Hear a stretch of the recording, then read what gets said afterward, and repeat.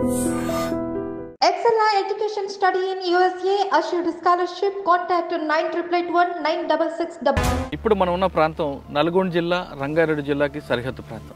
దీని పేరు లోయిపల్లి. ఈ వారం మన గెస్ట్ బూడిద అనురాధ అలియాస్ పద్మక్క. భూమిగిల్లో తారసపడినప్పుడు ఎక్స్చేంజ్ ఆఫ్ ఫైర్లు తప్పించుకున్నారు. నల్లమల్ల ఏరియాలో రామకృష్ణను చుట్టుముట్టిరు అని చెప్పి వాళ్ళకు డ్రెస్సులు సమస్యగా ఉంది. వెళ్ళి అవన్నీ చదువుకుంటున్నాము. ఆయన ఆల్రెడీ వచ్చేసిండు మాకు.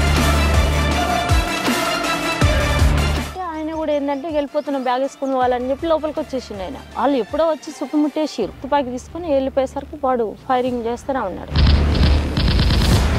అక్కడ పడిపోయా నేను. నా మీదకి వెళ్ళి ఒక 4-5 పడ్డారు. బ్లడ్ కారుతూనే ఉంది. శ్రీశైలంలో మీరు ఉన్నప్పుడు ఎలా దొరికారు? చిన్నలు ఉన్నప్పుడు ఆర్ఎఫ్ఐ డాక్టర్ మీకు తెలియకుండానే అంటే మీరు రాసిన ఉత్తరాలను ఆయనే ఆన్సర్ ఇస్తూ మీకు పక్కదో పట్టించాడు. ఫీవర్ వస్తే నేను వేరే అన్నకు చెప్పినంటే ఇట్లా ఫీవర్ వచ్చింది, పరిస్థితికి ఇది అన్న ఏం చేసిండు, అక్కడ పట్టేసుకున్నారు పోలీసులు.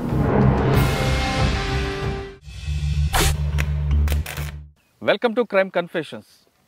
ఇప్పుడు మనం ఉన్న ప్రాంతం నల్గొండ జిల్లా రంగారెడ్డి జిల్లాకి సరిహద్దు ప్రాంతం. దీని పేరు లోయిపల్లి. లోయిపల్లి అనగానే గతంలో నక్సల్స్ ప్రభావిత ప్రాంతం. ఇటువైపు నుంచి రాచకొండ దళం కానీ లేదా నల్లమల వెళ్ళాలంటే లోయిపల్లి గ్రామంలో షెల్టర్ తీసుకునేవారు అనేది అప్పట్లో వార్తలు. సెంట్రల్ కమిటీ కానీ స్టేట్ కమిటీ కానీ దళం కానీ ఈ ప్రాంతం నుంచి వెళ్తే ఈ గ్రామస్తులు వాళ్ళకి ఆదరించేవారు. దాంతో ఇక్కడ బాగా పట్టుండేది.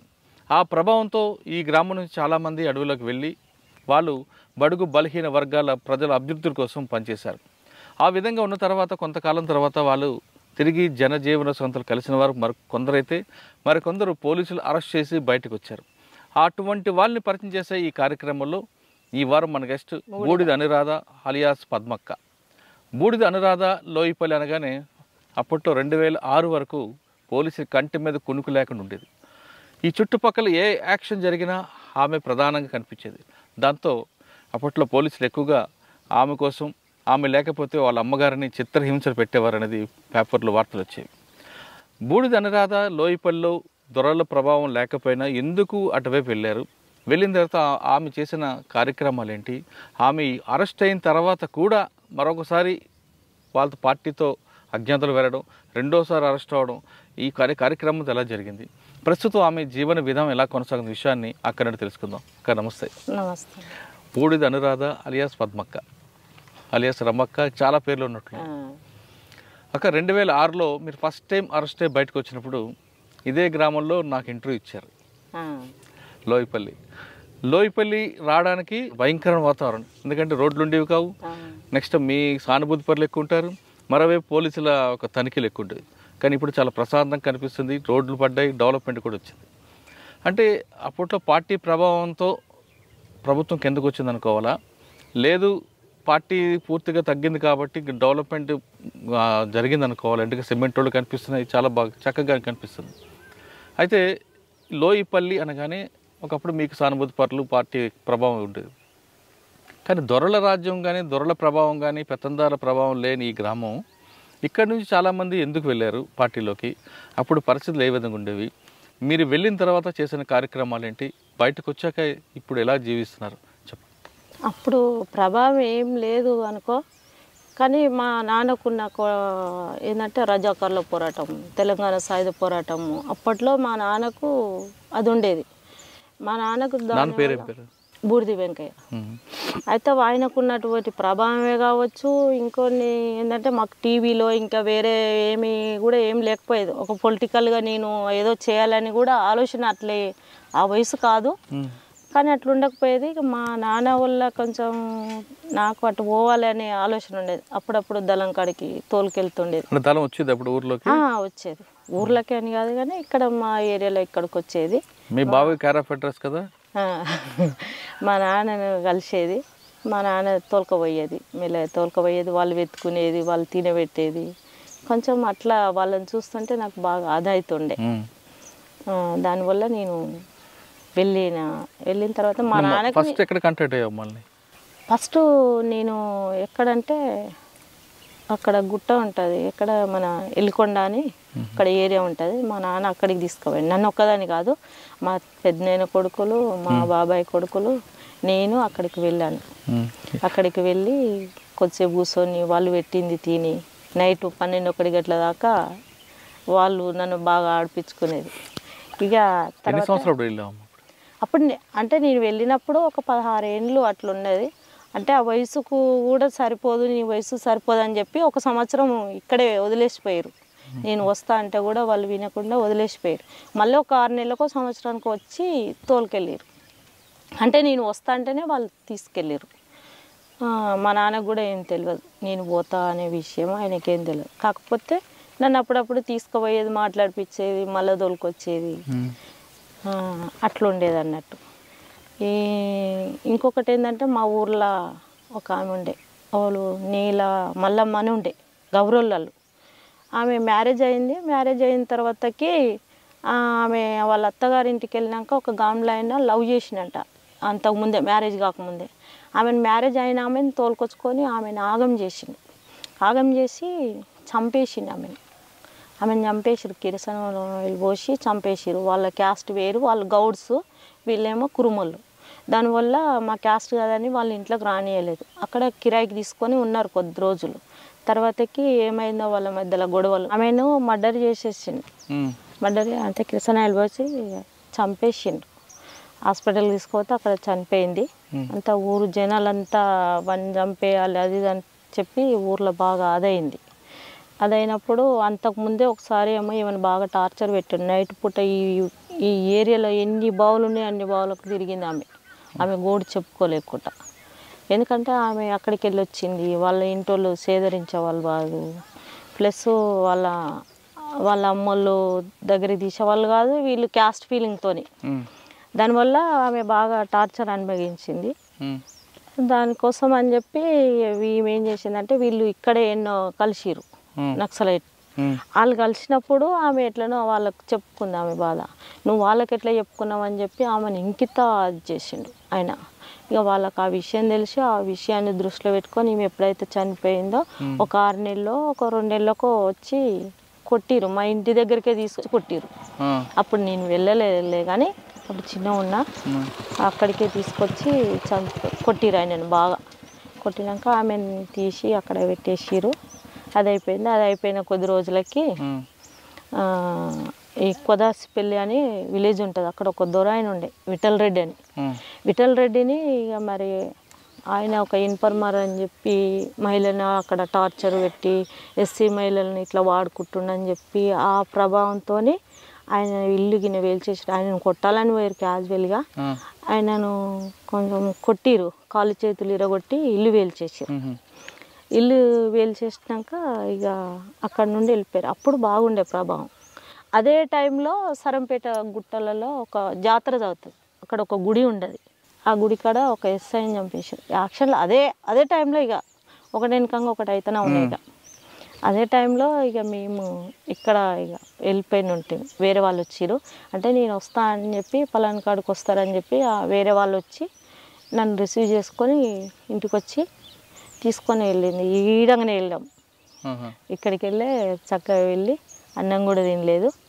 అయితే తీసుకెళ్ళి బాధ్యులు అప్పుడు మీకు అప్పుడు బాధ్యులు ప్రభాకర్ అని ఉండే, బోనం శ్రీనివాస్ రెడ్డి, విప్పర్తి విలేజ్, నల్గొండ డిస్ట్రిక్ట్, మునుగోడు మండల్. అయితే ఆయన ఉండే మాకు బాధ్యులు. అదే టైంలో జిల్లా సెక్రటరీగా ధర్మన్న అని ఉండే, ధర్మన్న విజయ్ అక్క. ఇదే దారిలో వెళ్ళారు, ఎక్కడ కలిసారు? ఇదో దారిలో వెళ్ళాక ఆరుట్ల గుట్టలలో అక్కడ ఉన్నది దళం.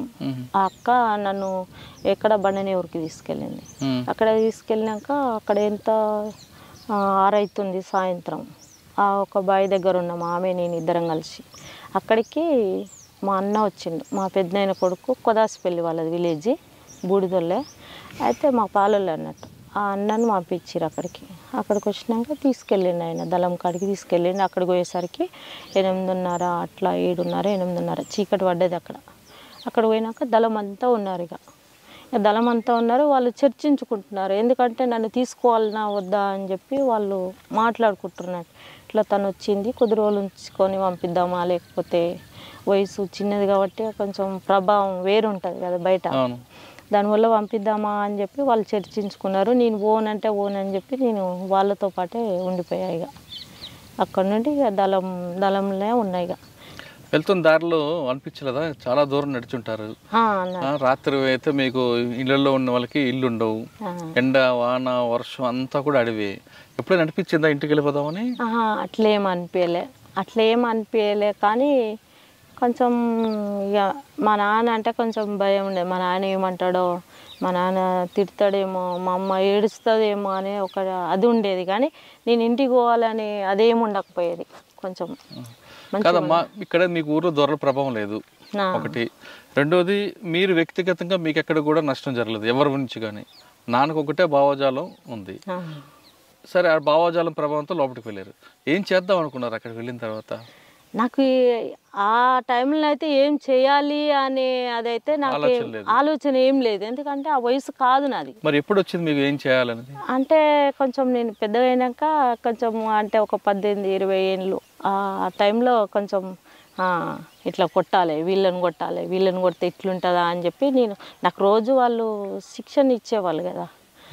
అంటే కొట్టడం ఒకటే కాదు కదా, పార్టీకి ప్రజల దగ్గర తీసుకోవాలి, ప్రజల రాజకీయ చైతన్యం నింపాలి, ప్రజల యొక్క బాగోగులు చూడాలి, వాళ్ళ సమస్యలు పరిష్కరించాలి కదా. నాకున్న అప్పట్లో అట్లా అనిపించేది. తర్వాతకి పార్టీ నన్ను కొట్టడానికి ఏమి పరిమితం ఏం చేయలేదు. అయితే నేను ఎక్కువ ఏంటంటే పబ్లిక్నే కలిసేది. వాస్తవానికి ఏంటంటే ఒక లంగ జాకెట్ వేసి గడిపోయి ఒకళ్ళని కలిసిరప్ప అంటే అక్కడికి వెళ్ళేది, గడిపోయి గది తీసుకురప్ప అంటే అక్కడ వెళ్ళేది. అట్లా నేను బాగా వెళ్ళిన. ఎవరికేం తెలియదు, మా ఊర్లో కూడా నేను వెళ్ళా అనే విషయం ఎవరికి తెలియదు. ఒక సంవత్సరం దాకా ఎవరికి తెలియదు. అప్పుడు మా పెద్దనాయన కొడుకు చనిపోయిండు, వీరస్వామి అని పాపయ్య, బుడిది పాపయ్య అని ఉండే. ఆయనకి ఎప్పటి నుండో పరిచయాలు ఉన్నాయి కానీ మనకు తెలియదు. అయితే ఆయన ఎన్కౌంటర్లో, పసునూరు ఎన్కౌంటర్లో చనిపోయింది. ఆయన చనిపోయినప్పుడు నా పేరు బయటకు వచ్చింది. అప్పటిదాకా ఎవరిని తీసుకొని వెళ్ళిపోయింది ఇలా బిడ్డ అనే విషయము ఈ పబ్లిక్ తెలుసు, అంతేగాని నేను నక్సలైట్లో పోయినా అనే విషయం ఏం తెలియదు. ఆ సంవత్సరం తర్వాత నీ పేరు బయటకు వచ్చింది. వచ్చిన తర్వాత మీ ఇంటికి పోలీసులు వచ్చారు కదా? మా ఇంటికి పోలీసు వాళ్ళు వచ్చేది, మా నాన్నని పట్టుకపోయేది, కొట్టేది, మా చెల్లెని పట్టుకపోయి కొట్టేది, ఏడ ఉండరు అని చెప్పి. ఒక 2-3 ఏళ్ళ తర్వాతకి మీ బిడ్డకి ఇది ఇస్తాము అది ఇస్తాము అని చెప్పి వాళ్ళకు పైసలు ఇస్తామని చెప్పి ఇవన్నీ ఆశ చెప్పేది. చాలా అంటే మా కుక్కలకే కాదు, నక్సలైట్లో ఎంతమంది పోయారో వాళ్ళ కుటుంబాలను అందరినీ ఒక చర్య తీసుకున్నారు ఆ టైంలో. తీసుకురావాలి, అడవిలోకి వెళ్ళి ఊర్లలో తీసుకొచ్చుకోవాలి వాళ్ళ పిల్లల అని చెప్పి ఆ ఎత్తుగడేసారు పోలీసు వాళ్ళు. అట్లా మా నాన్న ఏం భయపడకపోయేది, వెళ్ళి మాట్లాడేది, వచ్చేది. మీరేం చేసేవారు అడవుల్లో అప్పుడు? నేను ఆర్గనైజేషన్ చేశాను. ఎక్కడెక్కడ తిరిగారు? ఈ రాచకొండ ఏరియా మొత్తం తిరిగాను. రాచకొండ ఏరియా మొత్తం తిరిగిన తర్వాతకి నాకు అంటే తర్వాతకి నాకు బయట ఏంటంటే పార్టీ ఏం చేస్తుంది అంటే బయట సంఘాలలో పని చేయిస్తుంది. ఫస్ట్ పని చేయించి వాళ్ళ ప్రభావం ఎట్లుంది, వాళ్ళ తెలివితేటలు ఎట్లా, వాళ్ళు యాక్టివ్గా ఉన్నారా, ఏ విధంగా ఉన్నారా, అట్లా డిసైడ్ చేసిన తర్వాత ఓకే అనుకుంటేనే పార్టీ తీసుకుంటుంది. నా పరిస్థితి అది కాదు, నేను డైరెక్ట్గా వెళ్ళిపోయాను. కాబట్టి అక్కడ పోయినాక 1 నెలకో 2 నెలలకు నాకు తుపాకీ ఇచ్చిర్రు. ఓ పార్టీ సభ్యత్రాలు నువ్వు అని చెప్పి, ఓ పార్టీ సభ్యత్వం అని చెప్పి మమ్మల్ని ఈ గువ్వల మహేష్ ఇంకా మా టీం అప్పుడు ఒక 50 మంది రిక్రూట్మెంట్ అయ్యారు. అప్పుడు వాళ్ళందరం ఒకటే బ్యాచ్ అన్నట్టు, కాకపోతే నెలలు తేడా, ఒక 6 నెలలు 3 నెలలు. వీళ్ళంతా ఆమె ఎవరు భూలక్ష్మి, ప్రకాశం డిస్ట్రిక్ట్, వాళ్ళంతా మాదంతా ఒకటే బ్యాచ్, కాకపోతే వాళ్ళు అక్కడ రిక్రూట్ అయ్యారు. అట్లుండేది అన్నట్టు అక్కడ ఉన్న పరిస్థితులు. అట్లా కొంచెం పార్టీ సభ్యత్వం అని సెల్ నెంబర్ కానీ కొన్ని గ్రామాలను మహిళలను అప్పచెప్పేది. మీరు కొన్ని గ్రామాలు ఇచ్చారు, ఆర్గనైజ్ చేశారు కదా. అప్పట్లో మీరు తిరిగిన ప్రాంతాల్లో సమస్యలు ఎక్కువ కనిపించాయి గ్రామాల్లో? ఎక్కువ సమస్యలు అంటే ఈ తాగుడుకు బానిసాయి, భార్యలను కొట్టుడు, భూ పోరాటాలు ఉండే కొన్ని ప్రాంతాలలో దొరలు ఉన్నాయి. ఇప్పుడు నాగారం ఉంది, నాగారం ఏరియాలో భూ పోరాటాలు చాలా ఉండే, అక్కడ దొరల ప్రభావం బాగుండేది జనాలకు. అట్లా కొంచెం కార్మికులు ఉండేది, బీడీ కార్మికులని వేధింపులు, కొంచెం పై స్థాయిలో ఉన్న వాళ్ళని కింది స్థాయి వాళ్ళని వేధించేవాళ్ళు అప్పట్లో. ఇక దానివల్ల కొంచెం మేము అంటే మీరు ఒక గ్రామంకి వెళ్తారు, వెళ్ళి అక్కడ సమస్యలు తెలుసుకొని పార్టీకి చెప్తారు. పార్టీకి చెప్పిన తర్వాత పార్టీ ఆదేశాల మేరకు ఎలా చేయాలని చూసేవారా? ఫస్ట్ ఏంటంటే అక్కడ ఒక విలేజ్కి వెళ్తాం, అక్కడ సమస్యలు మాకు చెప్తారు. చెప్పినప్పుడు ఒకవేళ మీరు నిర్ణయం తీసుకునేటట్టు ఉంటే అక్కడే నిర్ణయం తీసుకొని పరిష్కారం చేస్తాం. ఒకవేళ తీసుకోలేము, ఇది పెద్ద సమస్య మన వల్ల కాదు అనుకున్నప్పుడు పార్టీకి అయితే ఖచ్చితంగా చెప్పాలి. మనం ఏమైనా చేసినా చెప్పాలి, చేయకపోయినా ఇక్కడ వచ్చి పలాని విలేజ్కి వెళ్ళినాం, ఈ విషయాలు మాట్లాడినాం, వాళ్ళు కూడా ఈ విషయాలు మాట్లాడారని మళ్ళీ పార్టీకి అయితే అప్పచెప్పాలి అక్కడ జరిగిన సంఘటన మొత్తం. దాన్ని బట్టి మళ్ళీ పార్టీ ఏమన్నా ఒక్కరి నిర్ణయం కాదు, అందరు కూర్చొని మళ్ళీ సమీక్షించి మళ్ళీ గీ సమస్యకి పరిష్కారం చేస్తే బాగుంటుంది అని చెప్పి అందరి నిర్ణయంతో మళ్ళీ వెళ్ళి ఆ సమస్యను పరిష్కారం చేసుకునేవాళ్ళు. మీరు అడవిలోకి వెళ్ళారు అంటే మిగతా అడవులు వేరు, రాచకొండ గుట్లు వేరు. మిగతా ప్రాంతాల అడవి అంటే కొంచెం పచ్చని చెట్లు ఉంటాయి, ఒక చెట్టు కింద కూర్చోవచ్చు. ఇప్పుడు మనకు కనిపిస్తున్న గుట్టలన్నీ కూడా మనం అక్కడ వెళ్ళలేము, వెళ్ళినా బయటికి కనిపిస్తాం, తల దాచుకోవడం కొంచెం ఇబ్బంది ఉంటుంది. అటువంటి ప్రాంతాలు ఎలాగ మీరు పనిచేసేవారు? కొన్ని ఎట్లుంటుందంటే కొన్ని ప్లేస్లలో కొంచెం బావులలో కూడా ఉండడానికి అవకాశం ఉంటుంది. చెట్లు గుబ్బురు ఉన్నప్పుడు కొంచెం గుండ్లు ఉన్న తోవల ఏదో అక్కడ సెంటర్ పెట్టుకొని అక్కడ జనాలు ఉంటారు, జనాలకు ఒకరికిద్దరికి అక్కడ మేము చెప్తాం ఇక్కడ మనం ఉన్నామని చెప్పి. మనకు నమ్మకమైన మనుషులు ఉంటేనే అట్లా అనుకున్నప్పుడు మనకు రక్షణ లేనప్పుడు వెళ్ళిపోతాం, అదెంత దూరంగా నడవవలసింది. ఇప్పుడు మీకు కనిపిస్తుంది ఆ గుట్టలు చూడండి, ఆ గుట్టల్లో ఎప్పుడైనా తలదాచుకున్నారా? ఉన్నాం కదా. ఆ గుట్టల్లో కనిపిస్తున్న గుట్టలు ఉన్నాయి కదా, మొత్తం ప్లెయిన్ ఏరియా పైన. అవును, మొత్తం ప్లెయిన్ ఏరియా. ఆ గుట్ట కింద ఉన్న గ్రామం మీది, ఇక్కడ మీ గ్రామస్తులకు తెలుసు అక్కడ ఉన్నారని. ఆ గుట్టలు ఎలా తలదాచుకుంటారు? అంత కనిపిస్తుంటాం కదా, అక్కడ మొత్తం కనిపిస్తున్నాం కదా. ఆ గుండ్లు ఉన్నాయి, ఆ గుండ్ల కిందనే ఉండేది మేము, బయటికి వెళ్ళకుండా. మాకు ఫుడ్ అది ఇది కావాలంటే పొద్దుగాలే అరేంజ్ చేసుకునేది, జనాలు తెచ్చేది. రాత్రులు మాకు ఒక దగ్గర ఉండంగా అన్న మేము ఎక్కడ అంటే అక్కడ వెళ్ళిపోవాలి. గుట్టల్లో వెళ్తున్నప్పుడు పోలీసులు ఎప్పుడు పడ్డారా? ఎదురుపడ్డారా? పడ్డారు. ఇప్పుడు మాకు ఇక్కడికి వెళ్ళి కాకుండా చిత్తపూరు ఏరియాలో అక్కడ వెళ్ళినప్పుడు మేము ఇట్లే మార్నింగ్, ఆ రోజు ఎందుకో మార్నింగ్ అడివే కాబట్టి మార్నింగ్ నడుచుకుంటూ వెళ్తున్నాము. వాళ్ళు వాళ్ళు పోతున్నారు, మేము అక్కడికి వెళ్ళి ఇక్కడ వస్తున్నప్పుడు ఏం చేసినామంటే వాళ్ళు ఉన్నారు ఒక 50-60 మంది ఉన్నారు, మేము ఒక 15 మంది అట్లున్నాం, 10-15 మందిమే ఉన్నాం. అది అలాంటప్పుడు ఏంటంటే వాళ్ళు మామూలుగా చూడలేదు, మేము చూసాం. నేను పైలట్, నా వెనుక ఇంకా వేరే వాళ్ళు ఉన్నారు. అయితే వాళ్ళు వస్తున్నారని చెప్పి మాకు మా కమాండర్కి కాషన్ ఇస్తే, మీరు సైలెంట్గా ఉండండి, ఏమనకండి, ఒకవేళ వాళ్ళు ఫైర్ చేసినప్పుడు మనం ఫైర్ చేద్దామని చెప్పి మా కమాండరు ఆదేశాల మేరకు అక్కడ ఆగిపోయాం. వాళ్ళు వెళ్ళిపోయారు, వాళ్ళ దారి బట్టి వాళ్ళు వెళ్ళిపోయారు. సెల్లర్లు భుజాల మీద పెట్టుకున్నారు, వెళ్ళిపోతున్నారు. వాళ్ళు 50 మంది దాకా ఉన్నారు. వాళ్ళు అంటే వాళ్ళు మేమున్నామని రాలేదు, కుమింగ్ కోసం అని వచ్చారు వాళ్ళు. మీరు ఎప్పుడైనా అటువంటి కూంబింగ్లో తారసపడినప్పుడు ఎక్స్చేంజ్ ఆఫ్ ఫైర్లో తప్పించుకున్నారా? ఎప్పుడు? 2005 ఇంద్రప్రియాల ఏరియాలో, మెదక్ డిస్టిక్.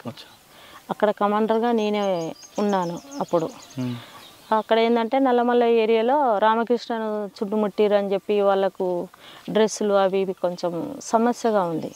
అలాంటప్పుడు ఏంటంటే మేమే ఇక్కడ స్టిచ్చింగ్ చేయించి వాళ్ళకు పంపించాలి. ఎక్కడ?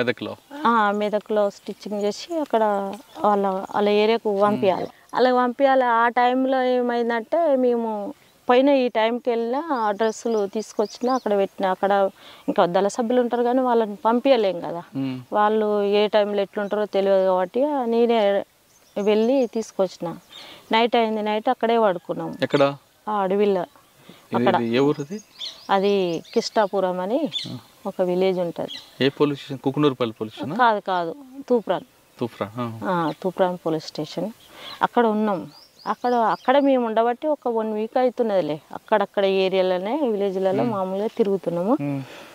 ఆ టైంలో ఏమైందంటే ఎర్లీ మార్నింగే వాళ్ళు వచ్చేసారు పోలీసు వాళ్ళు. వాళ్ళకు ఎట్లా తెలిసిందో ఏమో ఆ విషయం మాకు తెలియదు. 2005 అది జనవరి అనుకుంటా, జనవరి 5 ఏమో.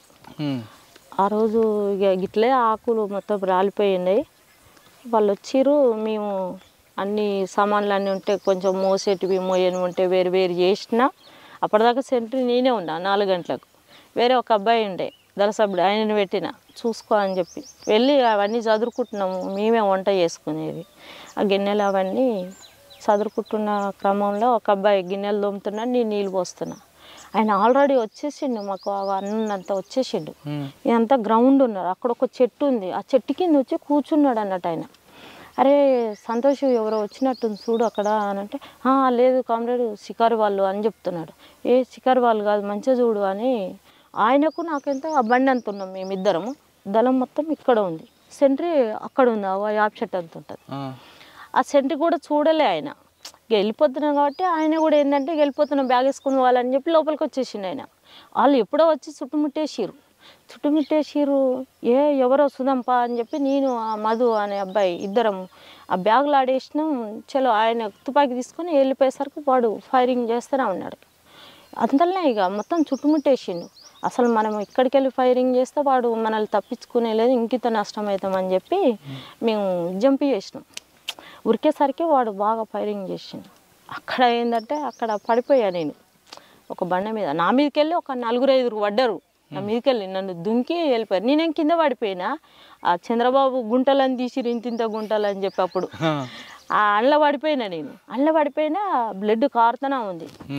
ఇక అక్కడికి వెళ్ళి అయితే తప్పించుకొని బయట పడ్డాక గుంతలు పడ్డం చూడలేదు, చూసిరు మా వాళ్ళు తప్పించుకోవడానికి. అక్కడ మా పోలీసులు చూడలే. వాడు ఫైరింగ్ చేస్తూనే ఉండు. మాకు బాగా ఫైరింగ్ జరుగుతుంది, చుట్టూ జరుగుతుంది. ఇక్కడ గుండ్లు ఉన్నాయి, ఆ గుండ్ల మీదకి వెళ్ళి వాడు కొడుతున్నాడు. మేము కింద అయిపోయినా, వాళ్ళు ఐటోళ్ళు ఉన్నారు. దానివల్ల ఇక మేము తప్పించుకొని నేను రాలేను అని చెప్పి వీడికెళ్ళి అంత దూరం మురికా, బ్లడ్ కారుతున్నది.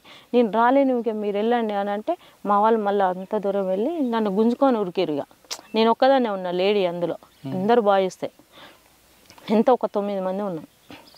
అలాంటప్పుడు ఇక తప్పించుకొని అక్కడికి వెళ్ళి ఇంకా ఒక 3-4 డేస్ అన్నం లేదు మాకు. ఇక వాటరే ఆడ ఈడ తెచ్చుకొని సాటుకు అట్లా తాగి ఎన్నో దగ్గర షెల్టర్ తీసుకొని అట్లా ఉన్నాం. అది అయినా ఒక 3-4 డేస్కే ఇంకా ఒకరినికంగా ఒకరు వెళ్ళిపోతూనే ఉన్నారు. ఇక వీళ్ళు భయపడి దళ సభ్యులు వాళ్ళు ఎక్కువ రోజులు కాలేదు, వాళ్ళు వచ్చి కూడా తక్కువ టైంలో 1 సంవత్సరం 6 నెలలు అట్లా వెళ్ళిపోతున్నారు. అసలు వీళ్ళు వెళ్ళిపోతున్నారు ఏంది అసలు. ఇక వీళ్ళు వెళ్ళిపోయారనుకో మాకున్న షెల్టరు మళ్ళీ వచ్చి పోలీసు వాళ్ళు అది చేస్తారు, ఏంటి పరిస్థితి అని చెప్పి ఇక వాళ్ళు ఉన్నోళ్ళమే ఉన్నా సరే అని ఇక ఇప్పుడు నువ్వు వెళ్ళిపోయినావు అనుకో మళ్ళీ పోయి పోలీసు వాళ్ళకి చెప్తే మాకు ఇబ్బందే కదా. ఇక్కడికెళ్ళి మళ్ళీ ఎక్కడో వెతుక్కోవాలి, నైట్ వెతుక్కోవాలి, మళ్ళీ తీసుకుపోయి అక్కడ ఉండాలి. ఇక ఇలా చాలా ఇబ్బంది ఉండేది. ఇక కాదమ్మా, రాచకొండ నుంచి మెదక్ ఎందుకు వెళ్ళావు? మెదకులో ఇప్పుడు ధర్మన్న అనే కామ్రేడ్ ఇక్కడ చనిపోయాడు, అమరుడు అయ్యిండు. అందులో అక్కడ పోయే వాళ్ళు ఒక 6 మంది చనిపోయారు ఆ ఎన్కౌంటర్లో. అక్కడ మెదక్కి వెళ్ళిపోయేవాళ్ళు. అదే టైంలో తెల్లారైతే వాళ్ళు వెళ్ళిపోవాలి. అదే టైంలో ఎర్లీ మార్నింగ్ ఇక్కడ ఎన్కౌంటర్ జరిగింది. ఆ ప్లేస్లో నన్ను పంపించారు పార్టీ. మీరు ఇంకెవరు? నేనైతే నేను ఒక్కదాన్ని ఇక్కడికి వెళ్ళింది. అప్పుడు తీర్మానం చేసింది ఒక 6 మెంబర్స్ని తీర్మానం. రాచకొండ నుంచి ఎలా వెళ్ళారు అక్కడికి? రాచకొండ నుండి ఇక్కడికి వెళ్ళి నడుచుకుంటూనే వెళ్ళాం. మెదక్ నడుచుకుంటూనే వెళ్ళాం. ఎన్ని రోజులు పట్టింది? పడుతుంది ఒక 8 రోజులు 9 రోజులు అట్లా పడుతుంది. నడుచుకుంటూనే వెళ్ళేది. ఇక నడిచినామంటే పొద్దున నుండి ఇక సివిల్లో నడిచేది. కొన్నిసార్లు డ్రెస్ మీద తక్కువ పోయేది, కానీ చాలామంది ఉంటే డ్రెస్ మీద వెళ్ళాము. ఒక 2-3 ఉంటే సివిల్లోనే వెళ్ళేది. ఇట్లానే మామూలుగా వెళ్ళిపోయేది, నడుచుకుంటూనే వెళ్ళేది. కొండల నుండి వెళ్ళేది. ఇక మామూలుగా విలేజ్లు ఇట్లా కలిసినప్పుడు ఇట్లా మామూలుగా జనాలతో మాట్లాడుకుంటూ కూడా వెళ్ళేవాళ్ళం. అట్లా మెదక్లో అక్కడ తప్పించుకున్న తర్వాత మళ్ళీ ఎక్కడికి వచ్చారు?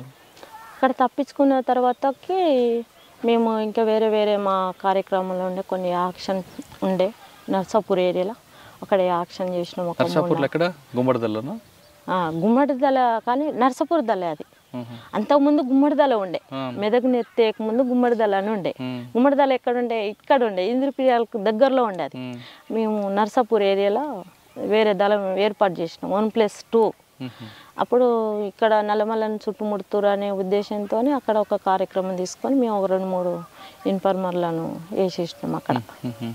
అక్కడ వేసేసినాక తర్వాతకి కొద్ది రోజులకు మా జిల్లా సెక్రటరీ ఉండే వరంగల్ డిస్ట్రిక్ట్, ఆ వరంగల్ డిస్టిక్ జిల్లా సెక్రటరీకి ఆయనకి ఏమైందో ఏమో మేము వెపన్స్ అన్నీ ఒకాడ పెట్టినాము. అక్కడ పెట్టిన తర్వాత ఆయనకి ఏమైందేమో నేను వస్తా కానీ మీరు వెళ్ళండి అని చెప్పి ఆయన ఒక పిస్టోలు 9 పిస్టోలు ఉంచుకున్నాడు. మరి వస్తాడు కదా, మళ్ళీ ఆయన పై స్థాయి కాబట్టి మనం అడిగితే కొంచెం మనం రహస్యంగా జీవితం ఆయనను మనం అన్నీ అడగలేం కదా. నేను వస్తా కానీ మీరు వెళ్ళండి అని చెప్పి ఆయన మాకు ఏపీటీ ప్లేస్ చెప్పిండు. అక్కడికి వెళ్ళి ఆయన ఎక్కడ వెళ్ళిండో మాకు తెలియదు. అసలు మేము నల్లమల్లకి వచ్చేదాకా మాకు తెలియదు కదమ్మా. అప్పుడులో గోపీచంద గ్రానైట్స్ మీద వాటి మీద అటాకులు జరిగి ఎవరు చేశారు? ఎక్కడ? OP Krishna granites. ఆ విషయం తెలియదు నాకు. మెదక్లో 2-3 సంఘాలు పెద్దవి జరిగాయి కదా. మేము పోయినప్పుడు అయితే ఏం జరగలేదు. అంతకుముందు జరిగినాయి ఏమో కానీ. అంటే మీరు ఓన్లీ ఇన్ఫర్మేషన్ తప్ప వేరే యాక్షన్ చేయలేదు? వేరే యాక్షన్స్ చేయలేదు. మరి ఇప్పుడు అరెస్ట్ అయ్యారు? 2006లోనే. ఎక్కడ? శ్రీశైలంలో. ఎలా, ఎందుకు అట్టెందుకు వెళ్ళారు మళ్ళీ మీరు? శ్రీశైలంలో మేము అంటే నన్ను ఏం చేశారంటే ఏఓబి అని కాదు, నన్ను బయటకు పంపాలా, ఇక్కడ మెదక్ నెత్తేసారు. ఎందుకంటే అక్కడ జిల్లా సెక్రటరీ పోయిండు. దుబాక్ శంకర్ ఉన్నప్పుడు లేను నేను. ఉండే ఆయన దుబాక్ శంకర్, కానీ నేను అప్పుడు లేను. ఆయన వెళ్ళిపోయాక చాలా కాలానికి వచ్చినా కదా. ఆయన అక్కడ ఏఓబికి నల్లమల్లకి వెళ్ళినాము. నల్లమల్లకి వెళ్ళిపోయినాక అక్కడ మన్ననూరు అక్కడ అటాక్ ఉంది. అందులో లేము. కానీ ఆ మన్నూరు అటాక్ కాకముందు పొడి దండరాజుకి కాలుకి దెబ్బ తగులుతుంది ఎందుకు? ఏమో అది వాళ్ళంతా అదే ఊహించుకుంటారులే. కానీ ఏం జరిగింది అప్పుడు? ఏం జరగలేదు. నాకు చిన్న ఆపరేషన్ అయింది కాలుకి. నేను వేరే దగ్గర ఆపరేషన్ చేయించుకున్నా. చేయించుకుంటే దానివల్ల ఏంటంటే డాక్టర్ ఎక్కువ నడవద్దు అని చెప్పారు. నన్ను ఒక రెస్ట్లో ఉండమన్నారు. పోలీసులు కాల్పుల్లోనే గాయపడ్డదని వచ్చింది వార్త. లేదు, అంతా వాళ్ళ ప్రచారం, కానీ అట్లేం లేదు. చిన్న ఆపరేషన్ అయిన ఉండే. ఆపరేషన్ చేయించుకొని ఇక నేను ఎక్కువ నడవద్దు, బరువులు మోయొద్దు అని చెప్పి డాక్టర్ చెప్పాడు. అదే టైంలో మాకు అక్కడ ఏంటంటే అక్కడ మేము ఉన్న పరిస్థితిలో నేను ఒక రహస్యంగా ఉన్నా కాబట్టి ఆ ప్లేస్ మాకు అనుకూలంగా లేదు. ఇట్లా ఉంది పరిస్థితి అని చెప్పినప్పుడు వాళ్ళు ఏం చేసిరంటే చలో అడవికి రండి అని చెప్పి లెటర్ రాసిరు. వాళ్ళు ఈ మాధవ్, ఆర్కే రామకృష్ణ వాళ్ళు. నాతో పాటు వేరే కామ్రేడ్ ఉండే. ఆయన వల్ల ఆయన అనువర్లో ఉండేది. ఆయనకు లెటర్ రాస్తే మేము ఇద్దరం వచ్చినాం. ఇక్కడ వచ్చినాక వాళ్ళు మళ్ళీ మెదక్కు పంపించారు. అక్కడ ఆయన వర్క్ వేరే అబ్బాయిది. ఆ కామ్రేడ్ ఎక్కడ సిటీ ఆర్గనైజేషన్ చేసేది. శ్రీశైలంలో మీరు ఉన్నప్పుడు ఎలా దొరికారు వాళ్ళు? మేము మార్నింగే మేము బస్సు దిగి ఎక్కడ ఈ చున్నిపెంట అని చెప్పి లింగాలగట్టు, అక్కడ బస్సు దిగి నేను వెళ్ళి వస్తున్నాను అన్నట్టు. లింగాలగట్టుకు రావాలి. అక్కడ వాళ్ళు ఏంటంటే అంతకుముందే మా వాళ్ళు ఇద్దరు దొరికిరట అక్కడనే. ఆ విషయం నాకు తెలియదు. నాకు తెలియకుండానే నేను వెళ్ళిన మార్నింగ్ అక్కడ పోయేసరికి వాళ్ళు అనుమానంగా పట్టుకున్నారు నన్ను. నేనే అని కరెక్ట్గా ఏం తెలియదు. అనుమానంగా పట్టుకునేసరి నా దగ్గర ఒక డైరీ ఉండే. ఆ డైరీలో కొన్ని కవితలు అవి ఇవి కొంచెం ఏదో నాకు కావాల్సినవి రాసి పెట్టుకున్నా. దానివల్ల వాళ్ళకి ఇంకిత అదయింది సేఫ్టీ. నేనే అనేది ఏం తెలియదు. అక్కడ పట్టుకున్నారు. అక్కడ పట్టుకొని తీసుకుపోయి అక్కడెక్కడే బాగా టార్చర్ పెట్టారు. అంటే ఎక్కడ ఉండేదో చెప్పు, మీ వాళ్ళు ఎక్కడున్నారో, నీకు ఇంత అమౌంట్ ఇస్తాము, నువ్వు సరెండర్గా, లేకపోతే చంపేస్తాము, మీ అమ్మ వాళ్ళని ఎత్తుకుపోయి చంపుతాము, మీ చెల్లెని కొడతాము, ఇవన్నీ బాగా టార్చర్ పెట్టారు. ఏం చేసుకున్నా నా దగ్గర ఏం లేదు. చంపుండ్రి నన్ను మా వాళ్ళ దగ్గరికి. నేనే అదే తుపాకి పట్టింది ఇట్లే మాట్లాడేది. బాగా అనేది నీ పొగరు ఇంకా తగ్గలేదా అనేది. ఇక బాగానే ఒక 10 days 20 days అట్లా బాగా టార్చర్ పెట్టారు వాళ్ళు. హైదరాబాద్లోనే తీసుకుపోయేది. అది ఎక్కడో నాకు తెలియదు. ఆఫీసర్లు కూడా నాకు చెప్పకపోయేది కదా. నన్ను తీసుకుపోయి ఒక రహస్యంగా తీసుకుపోయేది. కళ్ళు కట్టి తిప్పేది. నేను విజయవాడకు పోయిందంటే విజయవాడకు తిప్పారు. ఇది మొత్తం తిప్పారు. ఒక 20 days తర్వాత తీసుకొచ్చి నంద్యాల పోలీస్ స్టేషన్కు తీసుకొచ్చారు. అక్కడ తీసుకొచ్చి నీకు లాస్ట్ మాట, ఇప్పుడు మెదకోళ్ళు కూడా వచ్చారు. అప్పుడు మెదకోళ్ళు వచ్చి డబ్బులు ఇస్తాము అని చెప్పి డబ్బులు తీసుకొచ్చారు. నాకు డబ్బులు వద్దు ఏమొద్దు, ఉంటే ఇట్లా ఉంటా లేకపోతే చనిపోతా, అంతకు మించింది ఏం లేదని చెప్పి మా వాళ్ళని ఒక ఇద్దరిని తీసుకుపోయి చంపేసిరు. అంతకుముందే 2 అమ్మాయిలు వచ్చిరు. ఈమె చాలా రహస్యంగా ఉంటుంది సార్ అని చెప్తున్నది. ఆమె అంతకుముందు సరెండర్ అయింది. ఆమెను 1-2 సార్లే చూసిన. ఇక దానివల్ల ఇంకింత బాగా అది చేసిరు. నన్ను తీసుకుపోయి అరెస్ట్ చేసి జైల్లో వేసారు. అక్కడ శ్రీశైలం జైలు? కర్నూలు జైలు. ఎంతకాలం ఉన్నావమ్మా అక్కడ? ఒక 2 months ఉన్న. అట్లా 2 months ఉన్న తర్వాతకి కడపకు వెళ్ళిపోయినా. మా అమ్మ మా చెల్లి కడప జైలుకి వెళ్ళిపోయినా. అక్కడ వెళ్ళిపోయినా ఒక 6 months అక్కడ ఉన్నా. అక్కడ ఉన్నాక సాగర్ ఉన్నాడు కదా, మా లక్ష్మి వాళ్ళు కలిసేది అన్నట్టు. ఇక నేను వచ్చిందని చెప్పి ఇక మేము అప్పుడప్పుడు మాట్లాడుకునే వాళ్ళం జైల్లో. సాటర్డే ఉంటుంది అక్కడ మాట్లాడుకునే, ఏదో మన రిలేషన్ అని అట్లా మాట్లాడుకునే వాళ్ళం. మాకు అట్లా అవకాశం ఇచ్చేది, లేకపోతే లెటర్లో అట్లా ఉండేది. అక్కడ ఒక 6 months తర్వాతకి మా అమ్మ బెయిల్ తీసుకొని వచ్చింది అన్నట్టు. నేను కర్నూలు ఉన్నప్పుడే మా అమ్మను వాళ్ళు కిష్టే గౌడ ఏమో తోలుకొని వచ్చిర్రు అనే విషయము నాకు వార్త తెలిసింది. అమ్మ నువ్వు అట్లయితే వద్దు, ఎన్ని రోజులైనా ఇక్కడే ఉంటా, నువ్వు వాళ్ళని తీసుకొచ్చో వీళ్ళని తీసుకొచ్చో ఏం టెన్షన్ పడవలసిన పని లేదు, ఉంటానులే, ఎక్కడ పోను, పార్టీ వస్తుందో లేకపోతే నేనన్నా ఉంటా అని అన్న. మా అమ్మ ఊరుకోకుండా ఏం చేసిందంటే 2-3 సిరూటీలో పెట్టి కడపకు బెయిల్ తీసుకొని వచ్చి. బెయిల్ వచ్చిన తర్వాత మీరు లోయపల్లి వచ్చారు అంతే కదా? ఎక్కడ లోయపల్లికి తీసుకురాలే నన్ను డైరెక్ట్గా. అక్కడ ఉప్పల్ పోలీస్ స్టేషన్ ఉంది కదా, అక్కడ క్వార్టర్స్ ఉంటాయి, అక్కడ తీసుకెళ్లారు బెయిల్ వచ్చినాక. అసలు నన్ను ఇక్కడ ఎందుకు తొలకొచ్చిరని నేను కిష్టే గౌడు మాట్లాడుతున్నాడు. సార్ నన్ను ఇక్కడ ఎందుకు తీసుకొచ్చిరు అసలు అంటే, లేదు బేటా నీతో మాట్లాడాలని క్యాజువల్గా ఇక్కడ రామన్నా చూద్దాం ఎట్లున్నావు అని. లేదు సార్ నల్లగా ఉంటాడు, పొట్టిగా ఉంటాడు, చూద్దామని అంటే జైలు కాడికి వచ్చేది ఉండ్రి, మరి ఇక్కడ తీసుకొచ్చి నన్ను రహస్యంగా ఏదో మళ్ళీ తీసుకొచ్చి ఇక్కడ ఏం చేద్దాం అనుకున్నారు అది అని కొంచెం ర్యాష్గానే మాట్లాడిన తర్వాత టెన్షన్ ఏం పడకు బిడ్డ, తోలిస్తుంది ఇప్పుడు అని చెప్పి ఇక ఆయన మాట్లాడిండు. ఇంకోలో డిఎస్పీ వాళ్ళు వీళ్ళు వచ్చిర్రు, చాలాసేపు మాట్లాడిర్రు. నీకు పైసలు ఇస్తాము, ల్యాండ్ ఇస్తాము అది ఇది అని అంటే, నాకు ల్యాండ్ ఏమొద్దు, మాకు చాలా ఉంది, ఏమొద్దు అది ఇది అని చెప్పి వెళ్ళొచ్చినాం. దాని టైంలో ఒక 1 వారం రోజులు ఏమున్నానో లేదో వచ్చి ఇక్కడే మాకు పశువులు ఉండే అప్పుడు బాగా, ఇక్కడే బావి దగ్గర పొద్దున్నే ఎర్లీ మార్నింగ్ వచ్చి ఉన్నా. పోలీసు వాళ్ళు వచ్చి చుట్టుముట్టేసిర్రు. ఆ గుట్ట కింద ఒక బండ ఉంటుంది, అక్కడే కట్టేసేది వర్షాకాలం, అక్కడే మా ఎడ్లను ఇట్లా కట్టేసేది. ఎడ్ల కాడి దగ్గర కానీ పోయినా చూసినా అట్లనే నేను బండ మీద ఇట్లా ఒరిగిన అన్నట్టు. వచ్చిర్రు ఎప్పుడో చుట్టుముట్టి అనురాధవు నువ్వేనా అన్న. నేను ఎవరు మీరు అన్న. నేను పోలీసు వాళ్ళమ్మా. పోలీసు వాళ్ళు అయితే చెప్పండి ఏం కావాలి అన్నట్టే. నేను సార్ రామంటున్నామ్మా, ఎస్పీ రామంటున్నాడు అంటే, ఎందుకు నాతో నేను పని, ఇన్ని రోజులు నేను జైల్లో ఉండొచ్చినా, మళ్ళీ నన్ను ఏదో టార్చర్ పెట్టడానికి ఎందుకు వచ్చిరు అది ఇది అనుకుంటా వచ్చినాం. మా ఊరికి కావాలని తీసుకొచ్చారు. ఒక ఆయన ఉంటాడు. ఎవరు ఎస్పీ అప్పుడు? ఎస్పీ రమ్మంటుండ అని చెప్పారు. అక్కడ సుధాకర్ రెడ్డి ఎవరో ఉండే, సుధాకర్ రావో ఏదో ఉండే, నల్గొండ డిస్ట్రిక్ట్. వాళ్ళు రమ్మంటున్నారు అని చెప్పి వచ్చిర్రు వాళ్ళు. అయితే ఇక సరే అని చెప్పి నేను వచ్చిన, మాట్లాడి పంపిస్తారమ్మా ఏం లేదు అని అన్నారు. అంటే సరే అని వచ్చిన, తీసుకుపోయారు నల్గొండ జైలు వేసారు. చౌటుపల్లి పోలీస్ స్టేషన్ తీసుకుపోయి నీ కేసులు ఉన్నాయి అని చెప్పి అక్కడ జైలు వేసారు. అక్కడ ఉన్నా నేను కొంతకాలం. ఇక తర్వాతకి మళ్ళీ జైలు వేసారు వాళ్ళు నన్ను. జైల్లో ఎలా గడిచింది మన జీవితం? కడప జైల్లో నాకు మంచిగానే ఉండేది, మాకు స్పెషల్గానే ఉండేది. అంతలో అంటే ఒక ప్రజా సేవ చేసిరు కాబట్టి పోలీసులకి ఇట్లా మమ్మల్ని ఏమి ఇట్లా ఏమనకపోయేది. చౌటుపల్లి పోలీస్ స్టేషన్ నుండి నల్గొండ జైలుకి తీసుకెళ్ళారు. జైలు వేసిరు, ఇక కేసులు పెట్టిరు.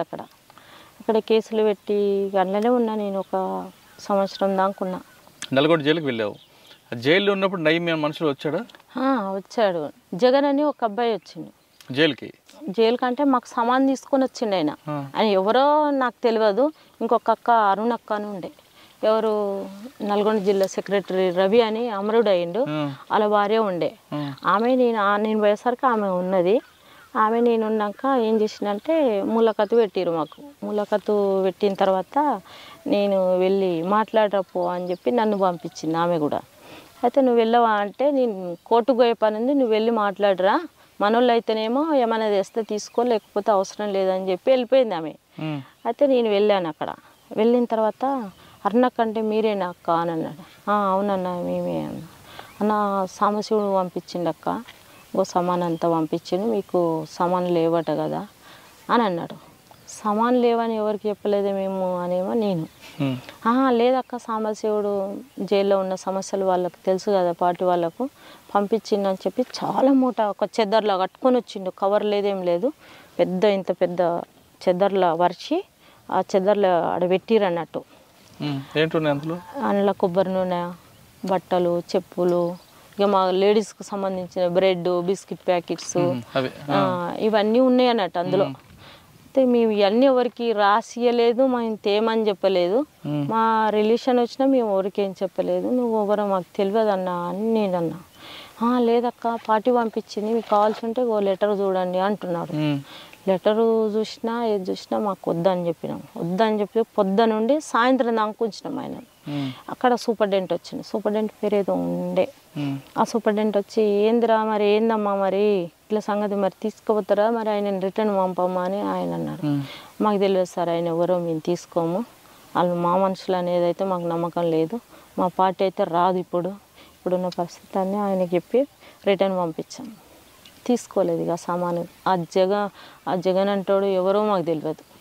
నవీన్ మనిషి ఎలా తెలిసింది? నవీన్ మనిషి అనేది అంటే మాకు తర్వాతకి తెలిసింది. ఎవరు అంటే పార్టీ తరఫున వేరే మాకు లెటర్స్ రావడం వల్ల మనోళ్ళు ఎవరన్నా వచ్చిరా అని చెప్పి వాళ్ళు లెటర్ రాస్తే గిట్ల సంగతి, గిట్ల ఒక ఆయన వచ్చి గిట్లా మాకు సామాన్ తీసుకోమని ఇట్లా అది చేసిండు, ఇట్లా పొద్దుగాల నుండి సాయంత్రం దాకా ఇట్లా వెయిట్ చేయబెట్టినాము, మేము తీసుకోలేదు రిటర్న్ పంపించినాము అని చెప్పినాం. వాళ్ళు మన వాళ్ళు కాదు, నవీన్ గారు పంపించినట్టుంది, మీరు అట్లాంటివి ఏమన్నా వస్తే తీసుకోకండి అని చెప్పి ఇక వాళ్ళు లెటర్ రాశారు సాంబశివుడు ఉన్నప్పుడు. అదన్నట్టు పరిస్థితి. జైల్లో ఎంతకాలం ఉన్నాము? నల్గొండలో 1 సంవత్సరం ఉన్న తర్వాతకి ఇక్కడ వచ్చి చెంచల్గూడలో ఉన్నా, మహిళా జైల్లో. అక్కడ ఉండేది, అక్కడ వాళ్ళు రాజిరెడ్డి భార్య నేను ఇద్దరం ఉండేది. రాజిరెడ్డి భార్య, ఇంకొక ఆమె స్నేహ అని ఉండే ఒక ఆమె. ఆమె అంటే రాజిరెడ్డి కూతురు కదా? ఆ స్నేహ కాదు, అల్వాల్లో ఉండే ఆమె అమర్రాలు అయింది. ఇప్పుడు అమర్రాలు అయింది ఆమె. నేను పోయినాక ఒక 2 నెలలకు ఆమె వెళ్ళిపోయింది. తర్వాతకి నేను ఒకదాన్ని ఉన్న ఒక వారం 10 రోజులు ఉన్న క్రమంలో రాజిరెడ్డి వాళ్ళ వైఫ్ వచ్చింది, సుగుణ అని ఉంది ఆమె, నేను ఉన్నాము. ఇక చాలా కాలమే ఉన్నాం, ఒక సంవత్సరం ఉన్నాము చెంచల్గూడ జిల్లా. తర్వాతకి మెల్లమెల్లగా కేసులు కొట్టేసినాక నేను ఇంటికి వచ్చినాక బెయిల్ ఏం లేదు, బెయిల్ తీసుకోలేదు.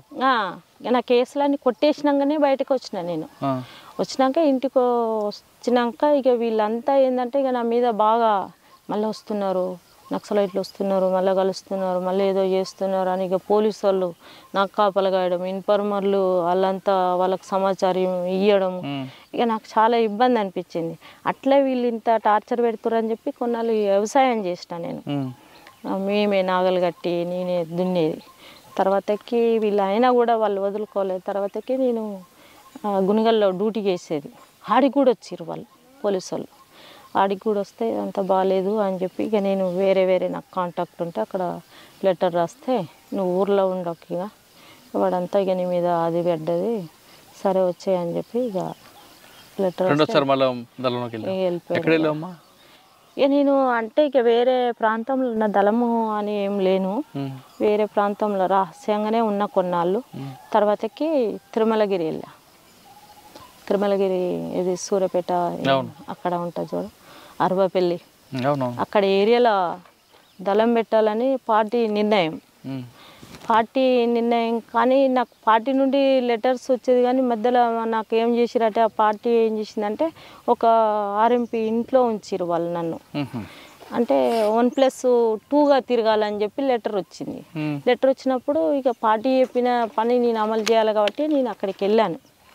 అక్కడికి వెళ్ళాక అక్కడ జరిగిన స్టోరీ ఏంటంటే ఒక 6 months నాకు అక్కడ ఏరియాలో పరిచయాలు కావాలంటే కొంచెం నేను అక్కడ ఉండాలి, అక్కడక్కడ తిరిగేదాన్ని. అక్కడక్కడ జనాలను పరిచయం చేసుకుని అక్కడ ఎవరైతే మనకు అనుకూలమైన వ్యక్తులు ఉన్నారో వాళ్ళని తీసుకుపోయి అక్కడ పరిచయం చేసుకున్న క్రమంలో ఇక వాడు నా లెటర్స్ అన్నీ ఎప్పుడో ఇప్పేది, చదివేది, మళ్ళీ వాడే రాసిచ్చేది. ఎవరు?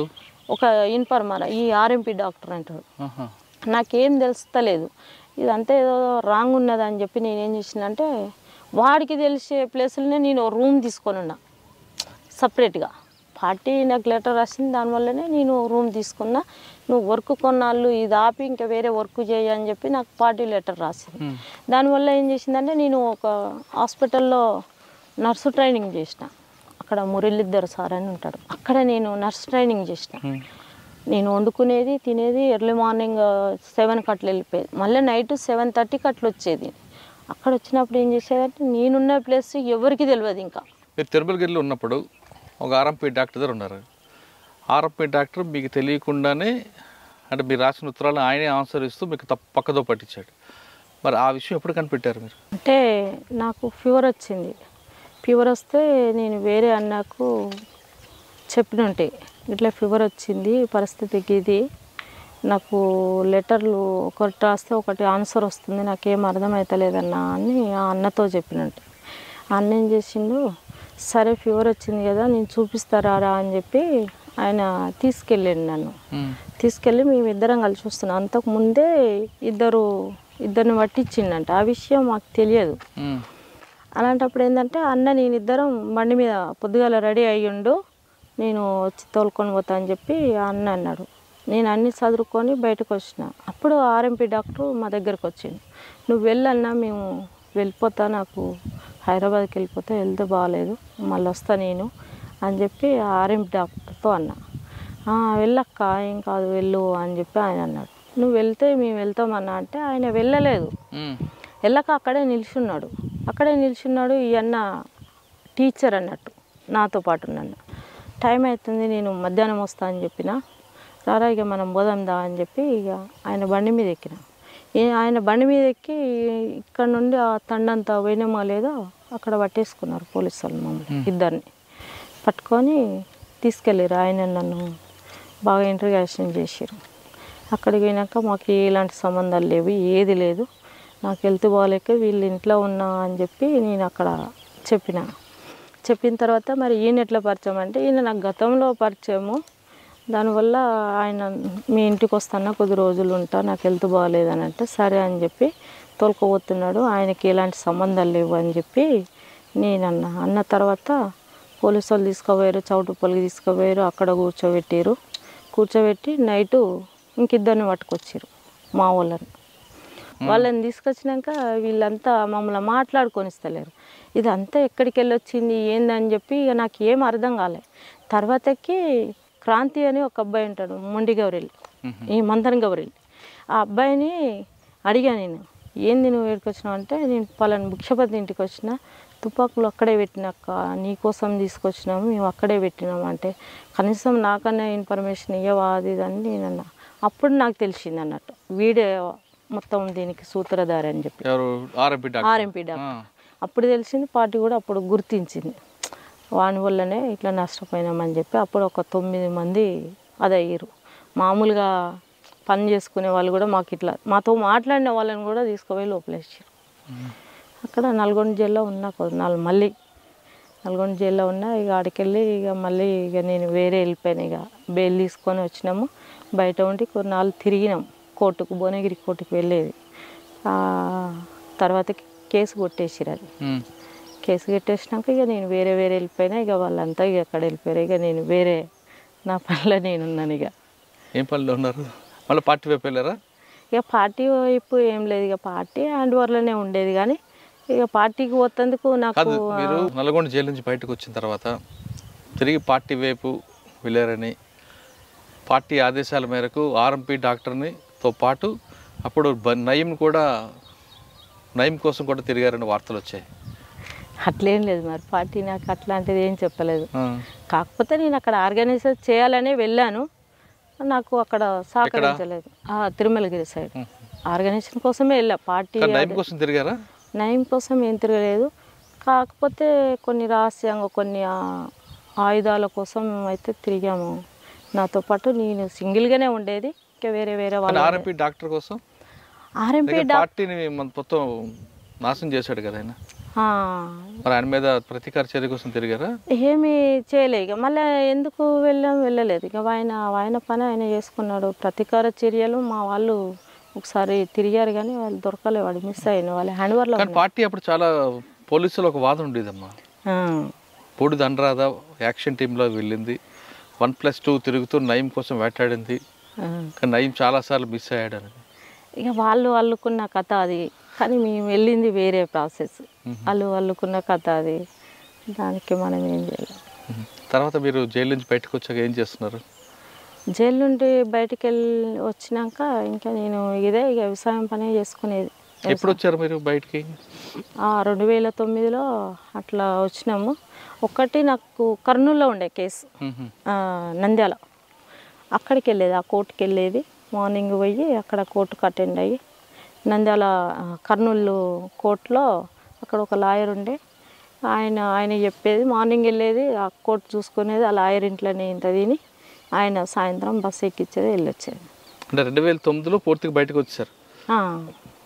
కానీ మళ్ళీ ఛత్తీస్గఢ్ ఏవోపి వెళ్ళాలనిపించలేదా? అనిపించింది కానీ ఒక ద్రోహి ఇచ్చిండు మళ్ళీ మాకు. ఒక ద్రోహి ఉన్నాడు కదా, శ్రీనివాస్.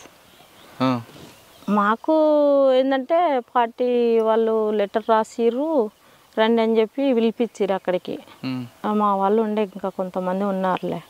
అక్కడికి వెళ్ళినాక అక్కడ ఏమైందంటే వస్తున్నాడు, ఆర్కే వస్తున్నాడు అని చెప్పి ఉంచారు ఒక వారం 10 రోజులు. అక్కడ ఎన్కౌంటర్స్ జరిగినాయి, కోరాపుట్ ఏరియాలో అక్కడ ఎన్కౌంటర్స్ జరిగినాయి. అక్కడ జరిగినాక ఏం చేసిరంటే ఇక్కడ తెలంగాణ పోరాటం జరుగుతుంది. అలాంటప్పుడు ఏంటంటే మేము ఆశగా ఏంటంటే మేము మొత్తం అక్కడే ఉండాలనే ఆశతోని మేము అక్కడే వెళ్ళాము. అక్కడ ఉన్న పరిస్థితి ఏంటంటే ఒకరి స్వార్థం కోసం మమ్మల్ని రిటర్న్ పంపారు. ఎవరు స్వారీ? ఇక వాళ్ళు ఉంటారు కదన్న కొంతమంది పార్టీ వాళ్ళే. తర్వాతకి మేము వెళ్ళొచ్చినాక ఒక 2 నెలలకు అరెస్ట్ అయ్యి జైల్లో ఉన్నట్టుగా, లేకపోతే పోలీసు వాళ్ళు పట్టేసిరు, ఎన్కౌంటర్ నుండి తప్పించుకున్నా అని అట్లా టీవీ న్యూసెస్ అట్లా వచ్చింది. కానీ వాళ్ళ స్వార్థం కోసం మమ్మల్ని కాంటాక్ట్ ఒకటి చేసేసారు అదే టైంలో. అదన్నట్టు ఇక తర్వాతకి ఇక మన సిచ్యువేషన్, మనం జరుగుతున్న బయట నడుస్తున్న పరిస్థితులు, ఇక వయసు మీద పడితే ఇంకా చాలా ప్రాబ్లమ్స్ ఎదురవుతాయని చెప్పి సపరేట్గా మ్యారేజ్ చేసుకున్నాడు బెటర్ అని సపరేట్గా మ్యారేజ్ చేసుకున్నాడు. మ్యారేజ్ చేసుకున్నప్పుడు ఆ వ్యక్తికి చెప్పారా ఇదంతా? మీరు నక్సలైట్ అని చెప్పాను. భయపడలేదా? ఏం భయపడలేదు. వాళ్ళ అమ్మతో ఇట్లా మాట్లాడి, అంటే ఆయన కూడా భావజాలం ఉందా లేదంటే? ఆయన కూడా ఏంటంటే టీఆర్ఎస్ పార్టీలో అక్కడ తిరుగుతాడు ఆయన. దానివల్ల ఆయన ఎందుకు అనే అట్లాంటిది ఏమీ స్పందించలేదు. నాకు వద్దు అట్లాంటిది అయితే ఏం కాదు, సరే మాకు అట్లనే కావాలని చెప్పి వాళ్ళ అమ్మ వాళ్ళంతా ఆ విధంగా మాట్లాడు. అందుకైతేనే ఓకే, లేకపోతే రేపు సమస్యలు వస్తాయని ఫస్టే చెప్పామన్నట్టు. కేసులోనే చెప్పారు?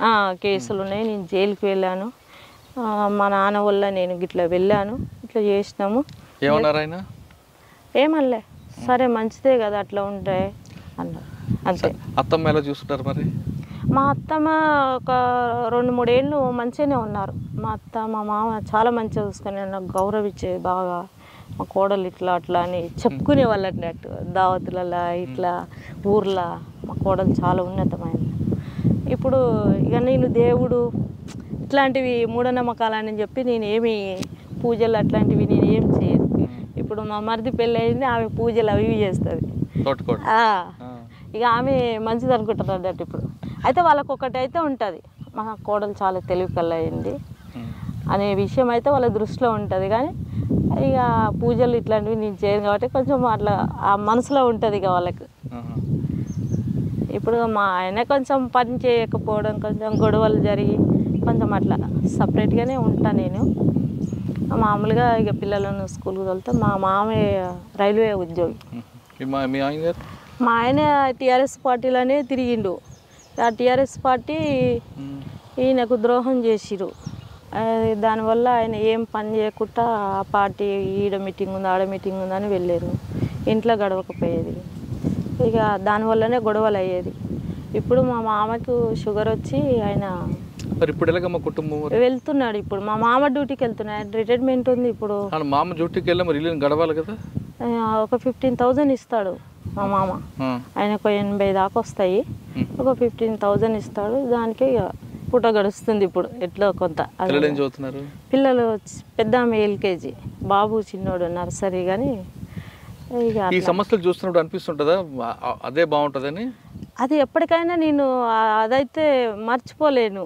ఎందుకంటే ఈ జీవితాల కంటే అది గొప్పది కదా. ఇప్పుడు అక్కడే ఎలాంటి సమస్యలు ఉండవు, ఎలాంటి ఇబ్బందులు ఉండవు. కాకపోతే కొంచెం ఎండాకాలం వచ్చినప్పుడు ఎన్కౌంటర్ జరిగినప్పుడు ఒక రోజు 2 రోజు సమస్య ఉంటుంది, తిండి తిప్పలకు కొంచెం అట్లాంటిదే. కానీ ఇంకా వేరే ప్రాబ్లమ్స్ అయితే ఏది ఉండదు. ఇది సంపాదించాలి, అయ్యో పూటకు లేదు ఎట్లా అని టెన్షన్ పడేది అయితే అట్లాంటిది ఏం లేదు. కాదు, మీరు నక్సలైట్ అని తెలిసి కూడా మీ ఆయన మిమ్మల్ని ఇబ్బంది పెడుతున్నారా? ఇబ్బంది అంటే నన్ను ఆయన పనికి పోకపోవడం సమస్య, అదన్నట్టు పరిస్థితి. పనికి పోతలేడు. ఏదో చిన్నగా నేను ఒక 11-11:30కి అట్లా పోయి వేరే మార్కెటింగ్ ఉంటుంది అన్నట్టు, దాంట్లో పోతే ఒక 250 ఏమి ఇస్తారు. దానికి మళ్ళీ నేను మధ్యాహ్నం వరకు 1 గంటల వరకు వచ్చి మళ్ళీ పిల్లలను తోలుకొచ్చుకుంటా. టైలరింగ్ వచ్చి ఇంత కొంత టైలరింగ్ చేస్తా. సాధారణంగా బయటకు వచ్చిన అన్నలు నక్సల్స్ అయితే పార్టీకి అనుకూలంగా ఉంటారు కొంతమంది, లేదనుకుంటే సెటిల్మెంట్ చేసుకుని ఉంటుంటారు. సెటిల్మెంట్లు ఆ స్థల పంచాయతీ పంచాయతీలు. మరి మేము అవన్నీ చేయకుండా ప్రశాంతంగా ఎందుకు ఉంటున్నాం? మరి నాకు అట్లా ఇష్టం లేకుండా అన్న, మా ఊర్లో కూడా నన్ను అడ్డు పెట్టుకొని డబ్బులు వసూలు చేసుడు కొంచెం చాలామంది అట్లా ట్రై చేశారు. నేను అటువైపు వెళ్ళలే, నాకు ఇష్టం లేదు. నేను ఎంత ఒక పూట ఉపవాసం ఉన్నా పర్వాలేదు, కానీ నేను అట్లాంటి పని చేయనని చెప్పి నేను వెళ్తలేనన్న. నేను అప్పటి నుండే అంతే. నేను కూలి పనికి కూడా పోయినా, నా పెళ్ళి కాకముందు అయినా సరే నేను కూలి పనికి కూడా పోయినా. అనేవాళ్ళు ఈమె కూలి పనికి పోతుంది, ఈమె ఏంది, ఈమె గింతే, అట్లాంటి ఫీలింగ్ వచ్చేది. కానీ ఎవరో ఏమనుకుంటే ఏంది, మనమైతే తప్పు చేస్తలేం కదా. సాధారణ మనుషులమే మనం కూడా ఒకప్పుడు. కాకపోతే మనం అక్కడ పోయి వచ్చినాం, కొంచెం రాజకీయాలు తెలుసు, మనం ఒకళ్ళు ద్రోహం అయితే చేస్తలేము కదా. సాధారణంగా పార్టీలు ఉన్నప్పుడు ఒక క్రమశిక్షణ, ఒక నీతి, నిజాయితీ, ఇవన్నీ పార్టీని నేర్చుకొస్తారు.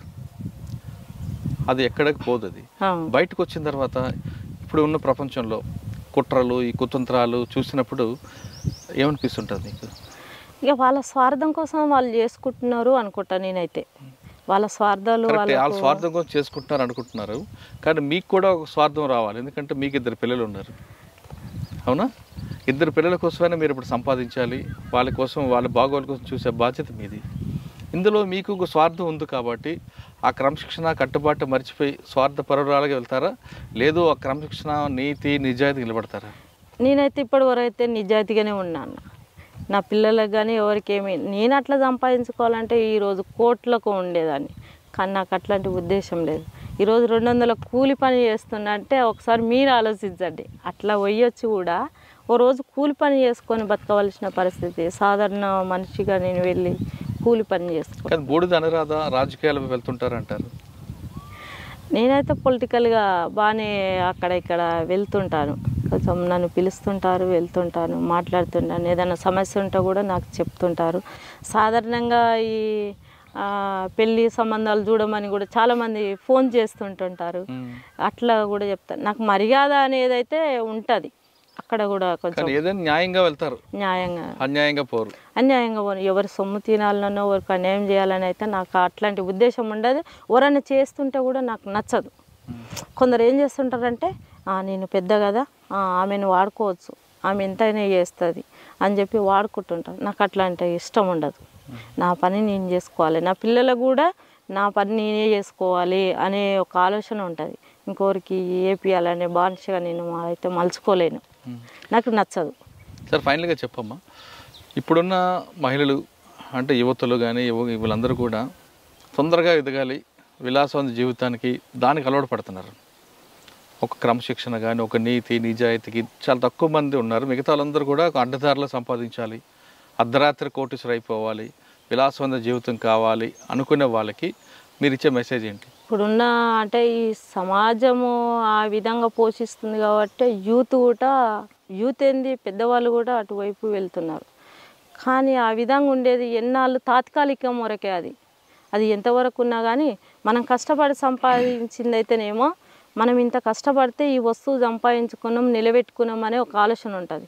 వృధాగా వచ్చింది అయితేనేమో గంతే కదా అని క్యాజువల్గా తీసేస్తారు దాన్ని ఈజీగా. దాంతోనేం పని, అవసరానికి వాడుకొని వదిలేస్తాం. కానీ ఈ నీతి నిజాయితీ అనేది అది ఒక గొప్పతనం ఏంటంటే నీతి నిజాయితీగా ఉండడమే గొప్పతనం. నీకు పూటకు గతి లేకపోయినా పర్వాలేదు, ఒక నీతిగా ఉండడమే గొప్పతనం. ఇంకొక మా ప్రశ్న చెప్పండి. ఇప్పుడు మీరు లోపలికి వెళ్ళారు, 2 సార్లు అరెస్ట్ అయ్యారు, బయటకు వచ్చారు, మీకు ఎన్నో ఆఫర్లు వచ్చినా ఎక్కడ తలగకుండా నిజాయితీగా నిలబడ్డారు. ఇంకా మీకు కష్టాలు ఉన్నాయి, మీరు కష్టాలు పడ్డారు. కష్టాలు పడినా ఆ కష్టంలో ఎక్కడ భయపడకుండా మనోధైర్యం కోల్పోకుండా మీ కాళ్ళ మీద మీరు నిలబడ్డారు. కానీ కొంతమంది మహిళలు చిన్న చిన్న కష్టాలకే బాధలు పడడం, ఆత్మహత్యలు చేసుకుంటున్నారు. అటువంటి మహిళలకు మీరు ఇచ్చే మెసేజ్ ఏంటి? అట్లంటే మనం ఈ తొవ్వెమ్మడి వస్తున్నప్పుడు ఎన్నో సమస్యలు ఎదురవుతుంటాయి. ఓ ముళ్ళు దాకొచ్చు, ఒక తట్టు దాకి కింద పడవచ్చు, ఇంకా ఏదో రకంగా ఉండొచ్చు. అన్నిటినీ ఎదిరించినప్పుడే మనం ఒక మహిళగా నిలబడగలుగుతాము, ఒక నిజాయితీగా ఉండగలుగుతాం, ఒక ధైర్యంగా ఉండగలుగుతాం. కానీ వీడికే మన ఏమంటారు, మన జీవితం అయిపోయింది అనుకుంటే అది కాలేదు కదా. మనకున్నది కొంతవరకే జీవితం. కాబట్టి మనం పెద్దగా ఆలోచిస్తే పెద్దగా ఉంటాం. గింతే కదా మనం వీడికెళ్ళే ముగించుకోవాలనుకుంటే గంతే ఉంటుంది. కానీ ఏనాడైనా కానీ మహిళ కానీ ఒక పురుషుడు కానీ ఏదో బానిసత్వానికో ఏదో అలవాటు పడి అనవసరమైన విషయాలకు అట్లా ఆత్మహత్యలు చేసుకొని అనవసరంగా ఏదో సూసైడ్ చేసుకొని ఏదో రకంగా ఆగం చేసుకునే జీవితానికంటే ఎంత సమస్యలు వచ్చినా ఏదైనా కానీ మనుషులకే వస్తాయి సమస్యలు. ప్రతి మనిషికి ఉంటాయి సమస్యలు, కాకపోతే ఎక్కువ తక్కువ అంతే. కాబట్టి వాటిని ఎదిరించినప్పుడే ఒక మనిషిగా మనం ఒక నేమ్ సంపాదించుకోగలుగుతాం. ఇదే సమాచారాన్ని మీరు అడవులు ఉన్నప్పుడు గ్రామాల్లో చెప్పేవారా? చెప్పేది. ఎక్కడైనా కానీ మహిళలను కలిసినప్పుడు వాళ్ళకు ఉన్నటువంటి సమస్యలు, వాళ్ళ భర్తలు తాగి వచ్చి కొడుతున్నప్పుడు, లేదా పాలల్లో సమస్యలు, మేము చనిపోవాలని చెప్పి వాళ్ళకి టాక్ వస్తుంది. వాళ్ళు మాట్లాడుతుంటారు. నార్మల్గా ఇప్పుడు కూడా బాయ్స్ కూడా అక్క నేను బతకలేనక్క, మన ఒక అబ్బాయి ఫోన్ చేస్తాడు, అక్క నేను బతకలేనక్క, వాళ్ళ భార్య ఏదో గొడవ పెట్టుకొని వెళ్ళిపోయిందంట, అక్క నేను బతకలేనక్క, నేను చచ్చిపోతున్నాయి, ఇదే లాస్ట్ అని రాత్రి 12 గంటలకు కాల్ చేస్తాడు. అదే ఇక ఎంత చెప్పినా ఒక 2 గంటల దాకా చెప్పినా. మా హస్బెండ్ ఏమో నాతో లొల్లి పెట్టుకుంటాడు, గీరాత్రి ఏంది వాడు ఏదున్నా కానీ పొద్దుగాల మాట్లాడాలి, సరే వాడికి ఉండొచ్చు సమస్యలు అని. అరే ఉంటారు కొందరు సమాజంలో కొంతమంది ఉంటారు, అందరినీ మనం ఒక తిరిగి మనలాగా అనుకోలేం కదా అని చెప్పి ఆ అబ్బాయికి మాట్లాడితే సరే అక్క సరే అని ఇప్పుడు ఉన్నాడు అబ్బాయి. అంటే కొందరు ఉంటారు వాళ్ళు, అంటే వాళ్ళ పుట్టిన విధానం, వాళ్ళు ఉండే విధానము, వాళ్ళు పెరిగిన విధానాన్ని బట్టి, వాళ్ళకు ఉన్నటువంటి సమస్యలు బట్టి కొందరు ఆ విధంగా వాటి వైపు పోతుంటారు. అక్క మీరు చాలాసార్లు పార్టీ కోసం ట్రై చేశారు, కానీ కాంటాక్ట్ అవ్వలేదు. ఇప్పుడైతే మన తెలుగు రాష్ట్రాల్లో పార్టీ ప్రభావం ఎక్కడ లేదు, పక్క రాష్ట్రాల్లో ఉన్నాయి. పార్టీ అవసరం ఉంది అని మీకు పిలిస్తే వెళ్తారా? ఇక పిలిస్తే వెళ్తారా అనుకుంటే మన పరిస్థితులను వాళ్ళకు తెలియవరుస్తాం. మన పరిస్థితులను తెలియవరిచినప్పుడు వాళ్ళు మాట్లాడినప్పుడు తర్వాత ఆలోచిద్దాం. వాళ్ళు మేము కమాండ్ అయినప్పుడు మా సమస్యను వాళ్ళకు తెలియజేసినప్పుడు వాళ్ళు ఆ పరిస్థితులను బట్టి ఏ విధంగా మారుస్తారో అప్పుడు ఆలోచిద్దాం. ప్రతి మనిషికి ఒక కష్టం ఉంటుంది. కష్టం ఉన్న ప్రతి మనిషి కూడా ఆత్మహత్యలు చేసుకోవద్దు అంటున్నారు బూడిద అనురాధ. మనిషి అన్నాక కష్టం సుఖం అనేది రెండు సరిసమానంగా ఉంటాయి. ఒక్కొక్క వ్యక్తికి ఒక్కొక్క స్థాయి బట్టి కష్టాల స్థాయి పెరుగుతుంది. కాబట్టి ప్రతి వ్యక్తి కూడా కష్టాలు వచ్చినప్పుడు కుంగిపోకుండా, సంతోషం వచ్చినప్పుడు పొంగిపోకుండా సరిసమానం చేసుకుంటే ఈ జీవితం చాలా హాయిగా ఉంటుంది అంటున్నారు బూడిద అనురాధ. ఇది ఈ వారం బూడిద అనురాధ ఎలియాస్ పద్మక్క అలియాస్ రమ్మక్కతో ఎక్స్క్లూజివ్ ఇంటర్వ్యూ. వచ్చే వారం మరో గెస్ట్తో మళ్ళీ కలుద్దాం. అంతవరకు నమస్తే. థ్యాంక్ యూ అక్క. Thank you.